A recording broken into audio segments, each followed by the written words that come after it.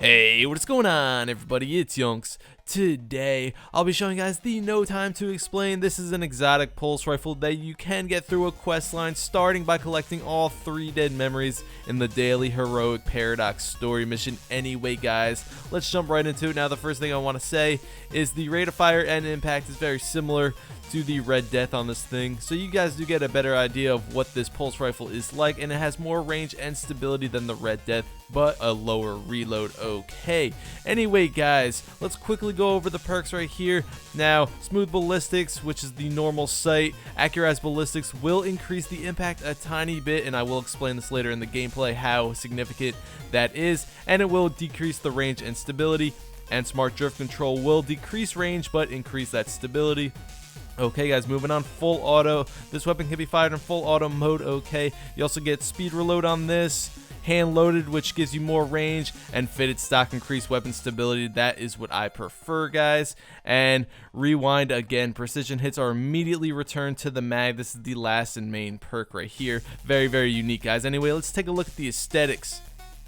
Alright, looks badass, guys. I absolutely love how this weapon looks. Anyway, let's get right into the gameplay now, guys. So the very first thing I did with the No Time to Explain was bring it to the Ultra Knight here in the Dreadnought to see how fast I could possibly put him down. Now it only took me 9.5 seconds.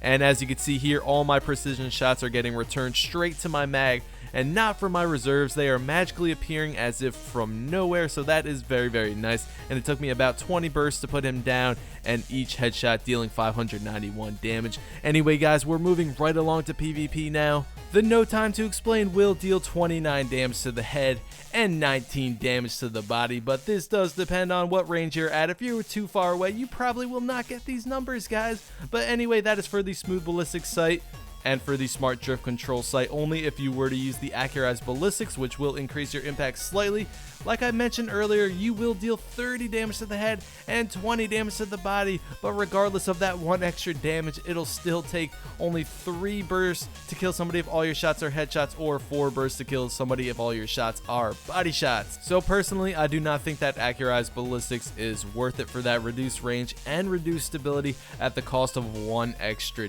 damage. It's just not significant enough, at least for me, guys. But anyway, you might notice that all these numbers here are different in the gameplay. That is because all my gameplay is of Iron Banner, so please don't mind that, guys. Anyway, let's talk a little bit about how the No Time to Explain felt for me while using it in the Crucible, and honestly it felt pretty damn good. It was a very fun weapon to use. It was easy for me to get double kills, even triple kills with this pulse rifle. It felt a lot like a Red Death with its rate of fire and impact, except a more stable version of it. And with this weapon, you do have potential infinite ammo. 1 mag could go a very long way as long as you're hitting headshots and not really missing any shots, which sounds very nice. I would say this is definitely more of a PvE perk for killing strike bosses or just bosses in general and raids, blah blah.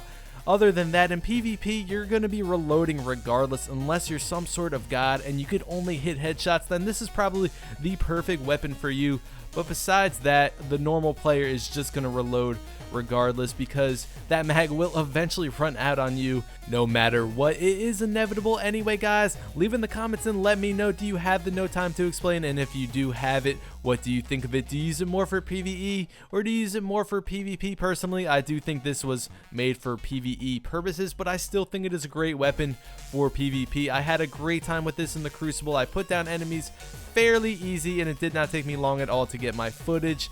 Overall, I do think this is a solid all-around pulse rifle, and it is certainly very unique. Anyway guys, that's really it for this video. Thank you guys so much for watching. Please leave a like on the video if you enjoyed the video and sub for the support. I'd highly appreciate it.